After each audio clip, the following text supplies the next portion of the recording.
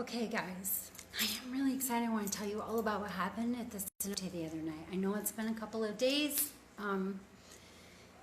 but it was an incredible adventure. So, to back up a little bit, I want you to remember that we went there because we had gotten a blessing from the Mayan priest, and we wanted to see if we could encounter any of the elemental beings that we had been learning about.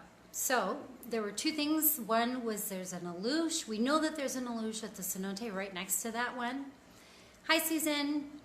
And we also were looking to see if we might be able to come across Tzucan. Tzucan is the big Cenote dragon. We're just going to call him the Cenote dragon, okay? So, hey, Sandra. Good to see you, honey.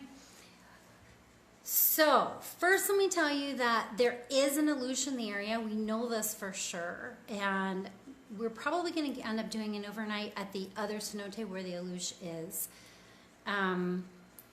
Hey, Susan, good to see you. There's this little tiny house. And by little tiny, I mean it's made out of rocks and it's about 1.5 feet high.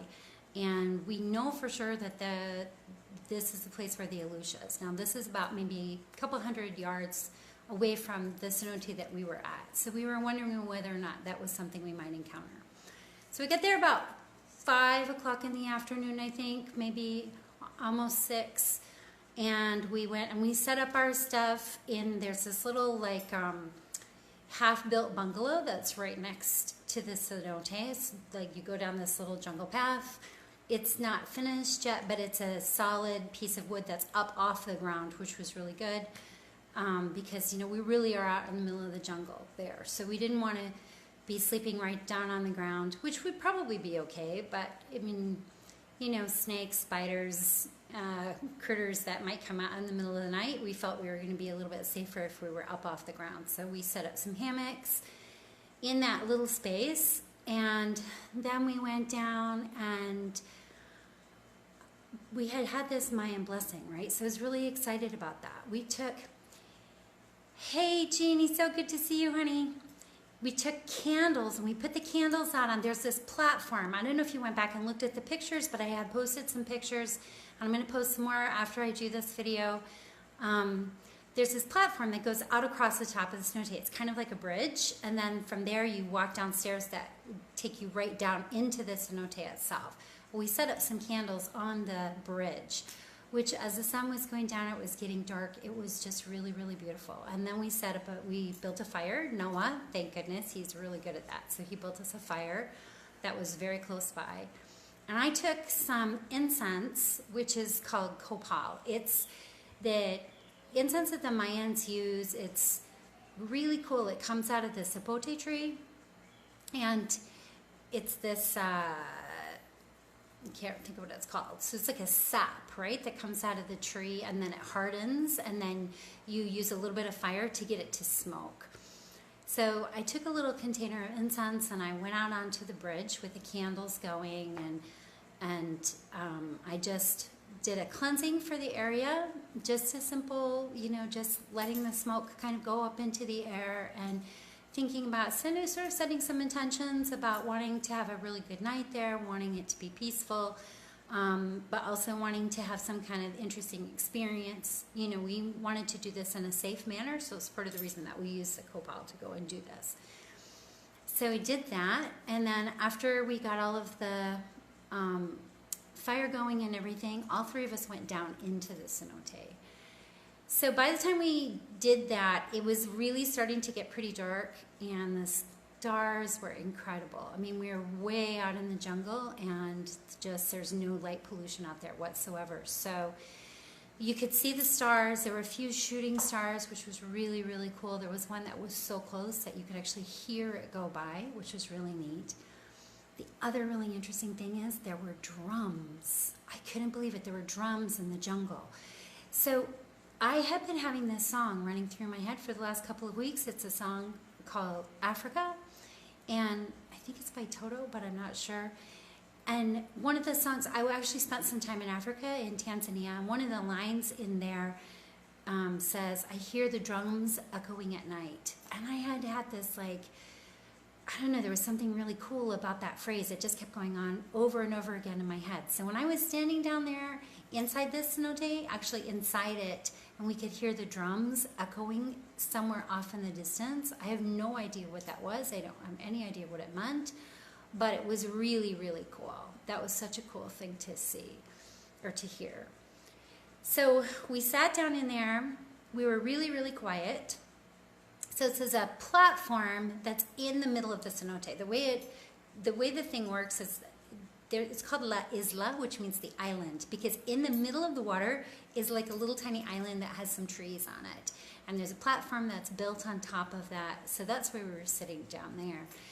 And the bats started flying. There were so many bats. It was a little bit unnerving, but it was also really cool. You could hear them squawking, talking to each other, and you could also hear they use echolocation, right, to tell them where to fly, and you could hear the echolocation. It was really high-pitched, but it was a little bit like if you'd ever hear like a dolphin's clicking and stuff. It was similar to that, but much higher pitched. They were flying around like crazy. Yes, he said, I know you've been there. A super cool place, isn't it? It was so cool. So the bats are like flying around, and I'm sitting next to Jenny, and one of them flew right between us, which kind of freaked me out a little bit. I know Noah said he had one that he thinks touched his eyelashes. So that was a little bit freaky too. But it was just really, really cool to be down there and just to sit really still. Hey, Cheryl, so good to see you. And so we're sitting there, and they're flying around, and we're just being really still and quiet, and we're listening. We're really listening, because when we were in the cave before, we heard the sound of the guardian, right, which was this big, sounded like a huge bird flying, like kind of like that, like the wings going. But we didn't hear anything like that. We stayed down there for quite a long time. It was very, very peaceful. It was very,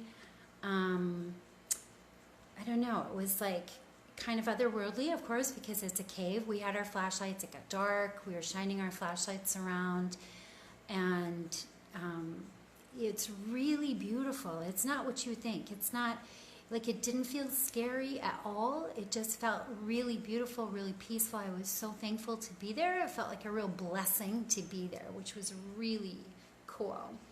So we stayed there for quite a long time, and then we went back up. We started to get hungry, right? So we went back up. We roasted some sausages over the fire, which was really delicious, some Mexican chorizo type sausages. And we had gotten a big loaf of fresh bread and some like cream cheese with jalapeno stuff in it, and we made sandwiches, which was really nice. And we just sat there by the fire for a really, really long time, and eventually we went to bed in our hammocks. We took the candles off of the bridge in the cenote. We brought them in and set them up at the entrances of the little place that we're in, because there are definitely wild animals out there, and the jaguars have made a comeback, which is really, really good, right? They're not, I don't believe that they are endangered in that area anymore. However, I didn't really want to have one, not that they would, but you know, you do want to make sure that they know that you're there so that they can stay in their own space, right? There's also wild pigs out there, which probably could be pretty dangerous, and monkeys, and of course snakes, and little critters like raccoons and stuff like that, tejones, and no crocodiles that I know of, which is a good thing.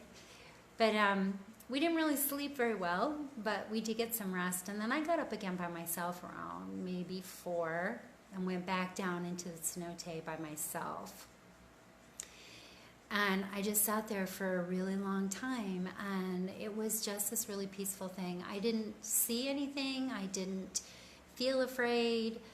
I was hoping to get some kind of revelation, which I didn't really think that I got any kind of revelation, but it was very cool. However, the next morning we got up, and as we were driving back out, we were talking, and Noah was talking about how he was the one who eventually did the cave exploration of that cenote. He's a scuba diver, and the owner had hired him to go down and dive in the cenote and see what they could find. And he was talking about how they had gone out of the opening and down into the cave itself a little bit. And then he he had been feeling a little bit afraid, and he said that he was able to really make peace with that cenote that night, which was a really good thing.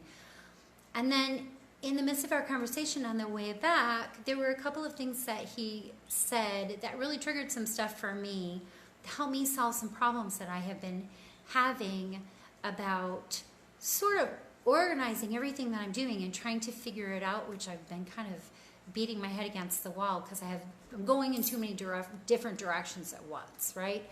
And there was so much clarity that came to me. It was amazing because I've been just racking my brains over it for such a long time. And the clarity that came just was like instantaneous and so easy and such a simple answer, which was really, really cool. So it was like, even though we didn't have this amazing experience that we were hoping to have where we might actually encounter an alux or encounter Tzucan, what we walked away from was this amazing sense of peace and clarity and breakthrough in areas of our own personal lives that we really needed.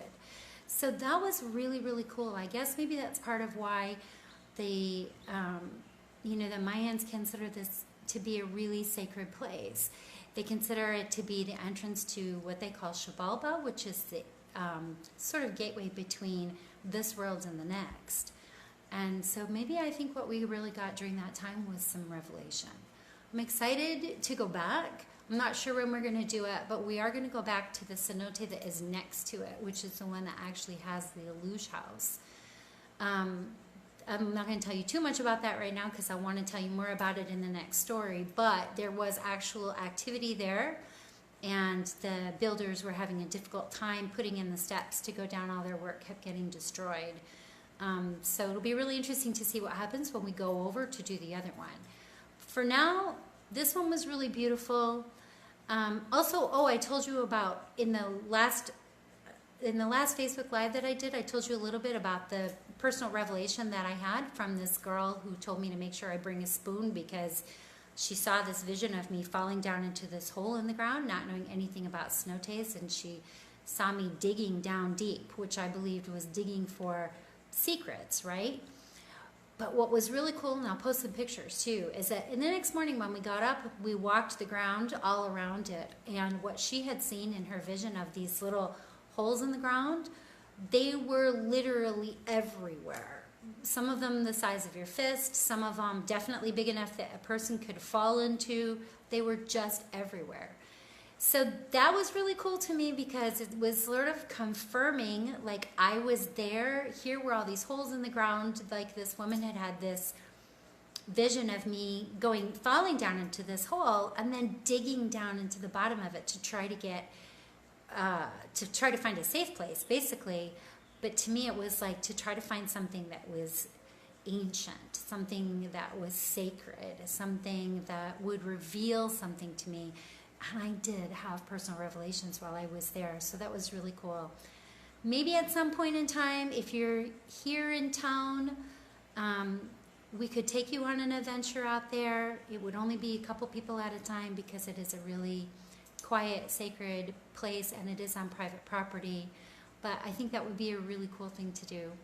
So until next time, maybe, the other thing is between now and our next trip to the cenote, I want to share more with you about our trip into the jungle where we found the Mayan shaman, because there's a whole lot of information that came from our guide who told us all these stories about the history of his people and his culture, and some of them were really enlightening, and again, they were things that were revealing some of the ancient secrets and the ancient mysteries of the Mayan, and I think we came up with some really cool information. So that my next Facebook Live post will be on that, and then probably the one on after that will be our next trip out to the other cenote. So take care, have a blessed day, and just enjoy yourself and spread some happiness. Take care.